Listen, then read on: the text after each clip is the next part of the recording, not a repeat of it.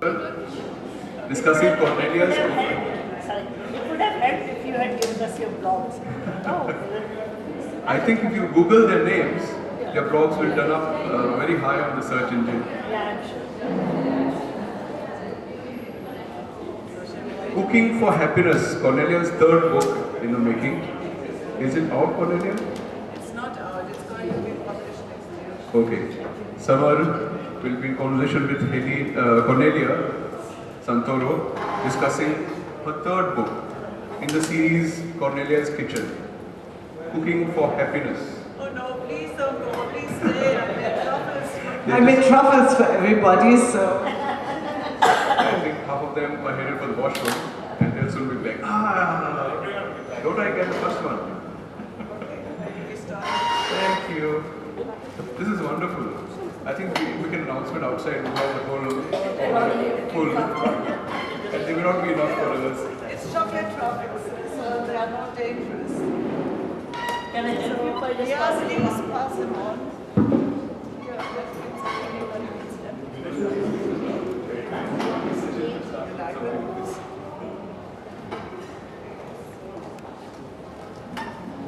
I think it's very innovative for Kornelia to do this. At the next Big Fest, we can propose that every food session has something like this to start off with. Some practical demonstration. Movement, shakkar. For happiness, everyone. Look at how happy everybody is. Okay, thank you very much for coming. Wolfgang, can you come a bit closer, please? No. Anyway, so I did a PowerPoint presentation about the concept of my book, and I'm afraid when you sit over here, you won't be able to see it. So maybe, can we start this now?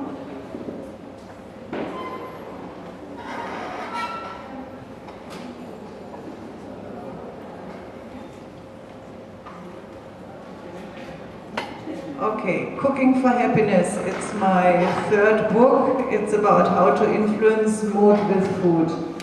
And when I started out, I thought it's quite an easy subject. The big concept was clear to me from the beginning. I wanted to write about proper nourishment for the brain on the one side, and on the other side I wanted to write about comfort food, all the things which make us go yum, like hopefully you like the truffles, which I just got. So then I started my research, and I understood that the subject is actually quite complicated because our brains are hugely complicated organs. It's a maze of trillions of neurons, and there are billions of signals flitting around all the time.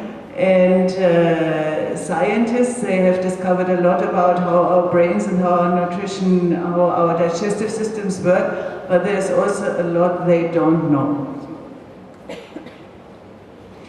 So when I started my research, I wanted to define happiness. I wanted to answer the question, what is happiness? And that's where my difficulties start, because happiness means many things to many people.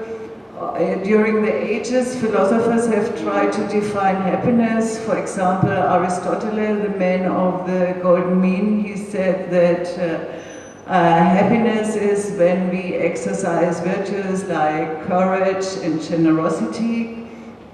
Then Confucius, he said, happiness is when we learn about human relationships. Then in the 17th century, the British philosopher John Locke, he coined the phrase, the pursuit of happiness. He said that the pursuing happiness is the base of human liberty. And this idea spread quite widely. It's made its way into the American Declaration of Independence, and it also influenced the French Revolution. Nowadays, we got even a branch of scientific research which is called happyology, and the protagonist is the American psychologist Martin Seligman. He's called the pioneer of happyology, and he stated in 2002 that a meaningful life is a happy life, and a meaningful life for him is a life where we have identified our individual strength and we use this strength for the greater good, for something bigger than ourselves. And nowadays, experts they call happiness not happiness but subjective well-being. So one of the interesting facts that I discovered, if you can believe scientists, is that more money does not make you happier. Once you have reached middle-class comfort, like I assume all of us do, once you have your car, your house, you can make holidays, it doesn't really matter. What matters are human relationships, and what matters a lot also is our genetic makeup. About 50% of our disposition towards happiness is defined by our genes.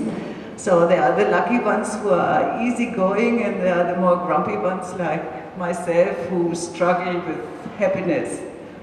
So then the circumstances of our lives, they only contribute 10% to our happiness, and that leaves 40% which we can directly influence through a happiness-inducing lifestyle. So happiness is a moment of bliss, and the more moments of happiness we can reap from our daily lives, the happier we are. Feelings evolved for our survival. So when we did something which was good for our survival, our brains squirt out a happy feeling as reward. And that's why the nature of feelings is a fleeting experience. They never last. And that's the reason why, because neurons transport feelings. Feelings happen when a neuron gets excited and it starts communicating with other neurons, and this happens in the synapses. The synapses is where one neuron meets another neuron. So the signal arrives in the presynaptic membrane, and there neurotransmitters get released into the synaptic cleft. That's a space between neurons. So the neurotransmitters, they travel through this space and they dock at the postsynaptic membrane, at this receptor pieces. And once they dock, this other neuron gets excited and it starts transmitting a signal also. And once this has happened, the neurotransmitter has to disintegrate, otherwise the synapse would be blocked forever. That's why feelings are always fleeting experiences, because they are bioelectrical impulses. So far, scientists have discovered more than 100 different neurotransmitters. So different neurotransmitters invoke different feelings. And I just want to present the main four happy makers here. This dopamine, it gets released when we achieve something and also when we almost achieve something. Then endorphin are the body's own opiates, they are our own painkillers. They get released when we hurt ourselves, when we exercise, when we dance, when we sing, when we laugh. Also spicy food is releasing endorphins. Then oxytocin is also called the cuddle hormone. When we have a good time with friends and family, or when we have experienced skin contact, oxytocin gets released. And serotonin is the neurotransmitter which is linked with respect by our peers. So when we feel respected by our surrounding, it is good for our serotonin levels. And it doesn't really matter where you are on the social ladder. The important thing is that you are happy with your station in life and that you feel that you matter to other people. As I said before, money does not make us happy, human relationships make us happy. And then the problem is when the neurotransmitter levels in our brains are not balanced, our brains cannot function well. And there's a huge percentage of people who have disturbed neurotransmitter levels. There are studies which say that 86% of all American people, they have unbalanced neurotransmitter levels. So this is, I don't know how far you can believe in statistics. I believe in my own experiences, but I think it can be true that many of us, we have problems with neurotransmitters, and that makes us prone to depression and other mental disorders. The problem is that you cannot eat neurotransmitters simply with your food, because we got the blood-brain barrier. That's a membrane which surrounds the brain and which protects the brain from big molecules like viruses and bacteria. And neurotransmitter molecules are too big to pass through this membrane. Only the building blocks for neurotransmitters, they make their way into the brain, and the brain needs to synthesize all the neurotransmitters inside the brain. That's why proper nourishment for the brain is so important. So you can eat your way to happiness, and it helps a lot if you've got a happiness-inducing lifestyle. That means you exercise, you sleep well, you get exposed to sunlight, to natural light, and you take care that you relax in between. But, so you can eat your way to happiness, but it takes time. So when you start to have a really happiness-inducing lifestyle, when you really follow this, it takes about 2 weeks at least until you feel subtle changes. So it doesn't happen overnight. So the recipe chapters for my nourishment for the brain section are 4. One deals with vitamin bombs, because our brains need plenty of vitamins and minerals to synthesize the neurotransmitters, especially B vitamins, vitamin C, iron and potassium. Then we need plenty of proteins in our diet, because all neurotransmitters are proteins. And proteins are made from amino acids, and amino acids, they can pass through the blood-brain barrier into the brain. And you know the normal sources of protein, there are a lot of meat is good protein, but also eggs and legumes, they deliver protein. Then very important part of our diet should be omega-3 fatty acids. Now, why exactly omega-3 fatty acids are so good for the brain, scientists don't know yet, they just know that they are. For example, when pregnant mothers eat a lot of omega-3s, the brains of the babies develop better.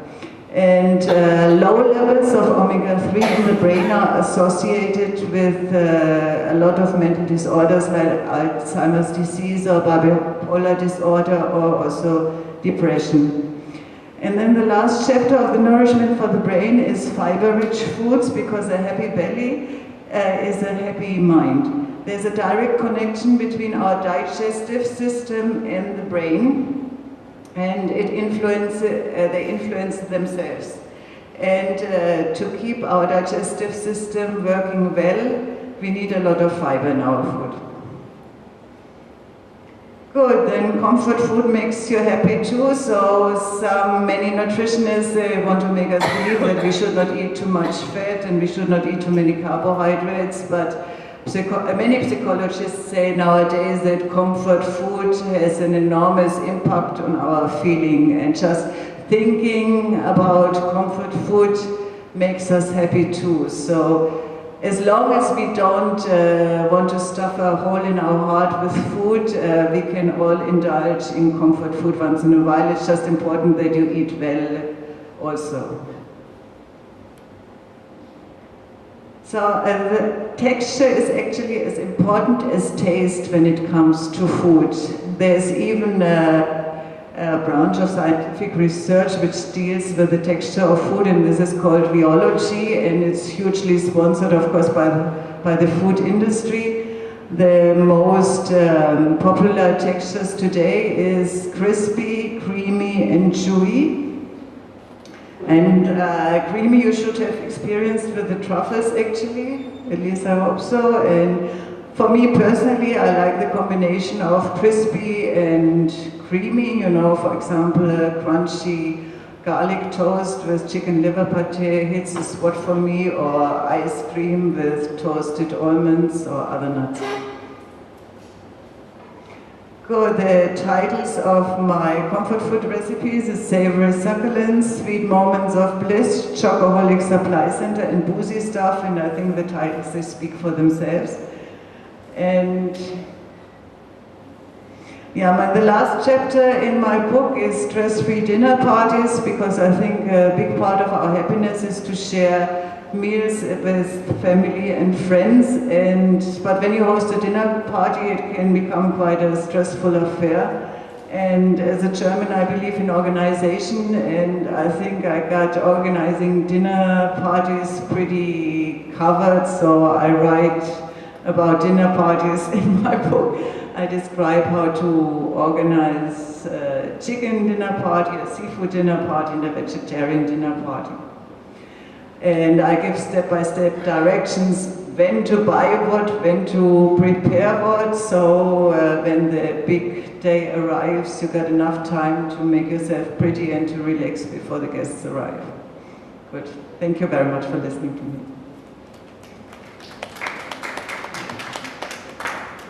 I think all of us are actually already quite happy because Kornelia distributed those chocolate truffles to everyone. If you haven't had any of her truffles, you should step right up and grab one from here. They're really quite delicious. So essentially, Kornelia, as I understand it, we are genetically and chemically programmed to be happy. And or to be unhappy, it depends how your genetic makeup is. Yeah, but we are going to focus on happiness today, I think, not unhappiness. And cooking is a strong is a strong way to program that happiness. Am I right? Yeah, sure. Cooking, for me, cooking gives me a lot of satisfaction, but it's not only the cooking, it's the eating also, I must say. There's no question about that. Yeah. But for me, cooking, actually, I agree what you said before, that cooking is an art, and for me, cooking is a creative process. I mean, I just love to develop recipes in my kitchen, and I love to experiment, and I also like to write about it because I used to be a journalist in a former life, and so this hits all the right spots for me, and it's also, it triggers a lot of happy chemicals actually to write cookbooks, you know, because I release all along the way, I release so many things, and I got, both my cookbooks, I got the Gourmet World Cookbook Award, so that's a very, very big serotonin inducer. So you're very concerned about our interest in the scientific basis for happiness as it relates to cooking. I think your second book also dealt with allergies and how it relates to food. You seem to be, the process of cooking also seems to make you particularly happy. As you said, maybe it's a Teutonic, Germanic approach to being organized, etc. Because I tend to cook far more intuitively and more chaotically, and I guess that makes me happy as well. But how important is the process than the food and the eating itself? I mean, the process is quite nice actually, because I mean, I'm an active person, so I like to do things and I like cooking. You know, some people they like cooking, some people like not, but I like to do things in general, so cooking is a part of the thing. And I mean, sometimes it turns into work, but most of the times I quite enjoy it. But you know, honestly, when I was working as a journalist, I never cooked. So, did you have time to eat properly when you were a journalist?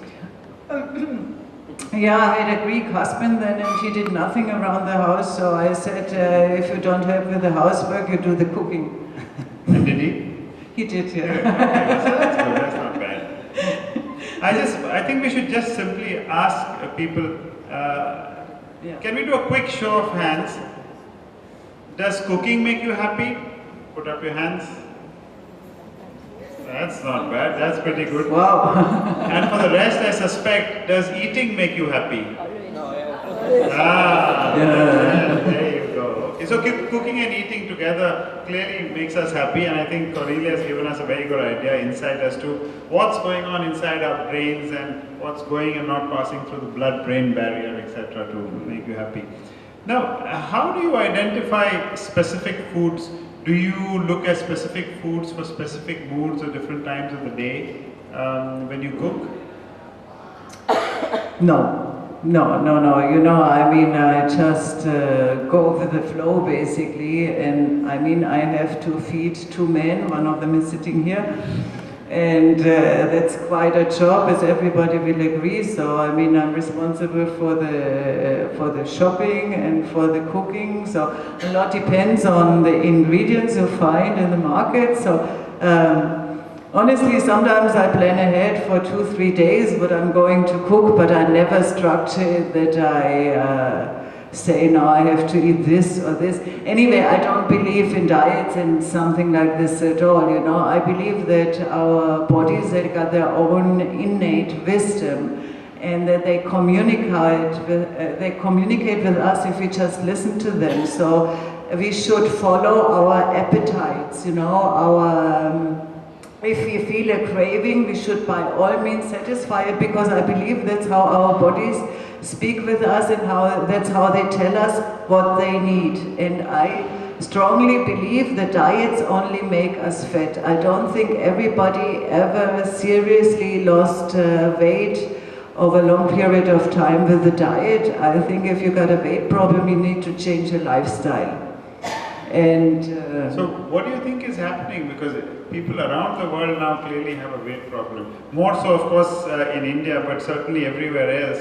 So are we not listening to our bodies, or are we simply ignoring what our bodies are telling us? I think that's just the shitty food many people put inside their bodies, you know. All processed food is heavily polluted with chemicals. And I must say there's a big difference between comfort food and junk food. For me, comfort food is made with fresh ingredients at home. It's high in calories, it's high in fat, but it's good food. Junk food, on the other hand, is full of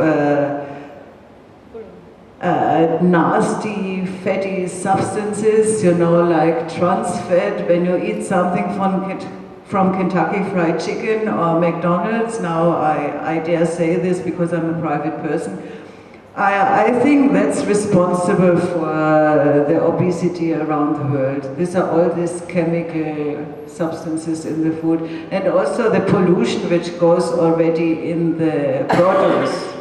You know, like all the fertilizer and pesticides which are used in producing. No, that's a good point, because I think people used to be much healthier, certainly in India, and that had to do a lot, I think, of course, from the fact that people used to have far more active lives. But I think no Indian household, and certainly not in Goa, ever had a refrigerator. Food used to be in early, picked from the markets, cooked early, and consumed by nightfall. I just wonder how much of a role that is playing in making people unhealthy and, by definition, unhappy as well.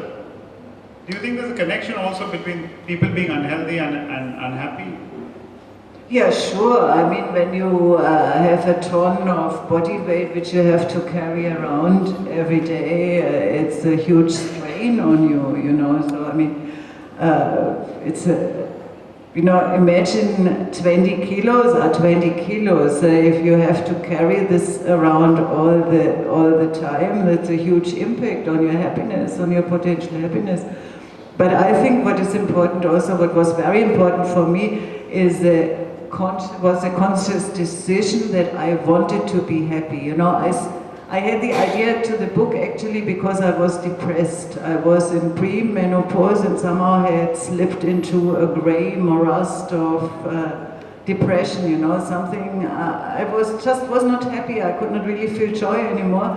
And I went to a gynecologist. He looked at me and he prescribed me a tranquilizer, Prozac actually. Prozac works with the serotonin uptake in the synapses. It keeps the serotonin longer in the synapses and makes us feel better in this way. So when I took this pills, I felt a difference immediately, and but I did not want to become dependent on pills. So I thought, when pills can do this, food can do this also, and that's why. So that's how you made the change to cooking instead of Yeah. Prozac or whatever. Well, that's a good option. As we go along, I think we'll just make it as free-wheeling a conversation as possible. Yes, So if please, anybody has any question? questions, comments, please feel free to interject. Yes. Please speak close. Just I want to ask you that is there any connection between food and hyperactive children? Oh, absolutely. But you should talk with an allergy specialist about this, because my allergy specialist, the one who treated me and my son and me, he said that he can influence any hyperactive child with the proper food. Because sometimes also allergies, food allergies, they have hyperactivity as a result.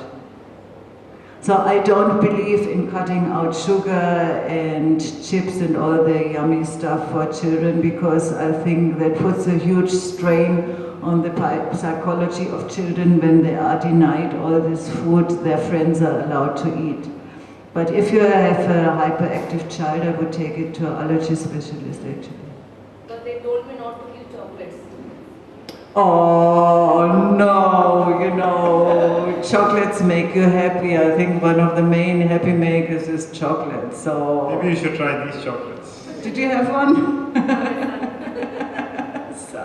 So I would not listen. I mean, that's cruel to the child, you know, when you tell to a child it cannot have chocolate. I mean, the poor guy or girl, I mean, really. But what about people who don't like chocolates? Are those unhappy people? I don't like chocolates. I don't eat chocolates. I'm not unhappy. If you don't like chocolates, good for you, you know.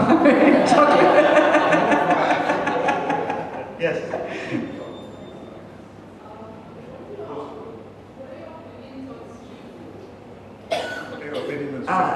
Street food, honestly, occasionally yes, on a regular level, no, because of the fat which is used in street food. You know, I believe that unhealthy kinds of fat are major source for obesity, and also they are just not good for the bodies because they don't get assimilated well. They tend to get deposited in fat cells, and I think that street food vendors, most of them, they use the cheapest oils they can get, and this nowadays unfortunately are unhealthy vegetable blends. You know, there's nothing wrong with the traditional Indian oils like mustard oil or sesame oil, but I think street food, it tastes nice, no problem with that, and once in a while for sure it's okay, but they have to make money, and that's why of course they will take the cheapest sauce they can get. Yeah, I have a question. Street food certainly makes you happy. I have a question, a very heartfelt question from every Goan. Does Feni count as a step towards happiness? If you like penny, then by all means, you know, it's like, I believe not everything, but not in excess. You know, I also drink alcohol personally. I don't like Feni so much, but I like other kinds of alcohol, but I don't drink alcohol on a daily basis. When you said we could eat anything as long as we felt a craving for it. Yeah. Now I have one specific question. See, in the older tradition which we were brought up, we were told that foods, you know, we had seasons, especially for fruits. And it was always good to eat what was in season. My mother used to always say, eat as much as you can during that season when it comes. But now with greenhouses and things like that, a lot of foods are coming, fruits especially, coming throughout the year. Would it make any change, you know, in our balances? This is what, in our food balances, is what I would like to know. Honestly, I don't really have an answer to this, because I grew up with many things available all year round, and I don't have any experience with this, so I cannot answer this. Do you have? But this is a very good point. I don't have an answer, and I think this is something that needs to be studied, perhaps scientifically. It has not been. This whole question of unseasonal fruit, I really have no idea. Yes. Yeah. Ayurveda says is that we should eat local and eat seasonal because it's the seasonal and the local food that's best suited to your body because of the weather, the climate where you live. And now with everything being available everywhere, I don't want to eat Washington apples in summer because in India we eat apples in winter. And also, I'd rather eat apples from India than eat apples that have traveled over half the world, which is the case with a lot of fruit and vegetable today. So I think it's important for the body to be able to eat local and seasonal. Yeah, I completely agree. So I also in my recipes I use as much as possible local ingredients. I use some imported ingredients also because I'm into Mediterranean, so I use imported pasta and Parmigiano cheese, and imported olive oil. But I completely agree, and it makes a lot of sense to eat what is in season because it's the best in nutrients. When it comes to apples, though, I must say that I buy imported apples because Indian farmers, I think they use a lot of herbicides and pesticides and much more than the allowed levels, and apples are one of the fruits which top the list of fruits and vegetables which absorb chemicals the most. So that's why I buy imported apples, not for any other reasons. If I could find organic Indian apples, I would buy organic Indian apples. And I'm very happy that there's a new trend in Indian food actually. You can find a lot of organic produce now. You can find organic rice, organic legumes, peanuts. So whenever I can, I do buy organic local produce. Okay. Yes, we'll take one last question. Yes, I want to ask you, as you have done research in brain related to food. So I want to know whether memory and food, is there any connection? Oh, for sure there's a connection, and if you got problems with memory, I would recommend to eat as much omega-3 as you can. And this is what I have to say, that the best source for omega-3 is seafood. There's always, people always say that you can find a lot of omega-3 also in plant food like flax seeds and walnuts, but omega-3s from plant foods have a different chemical structure, and only 4 or 5% of this omega-3s get transformed into the omega-3 we can use by our body. So when you have problems with memory, I suggest you eat seafood as much as possible.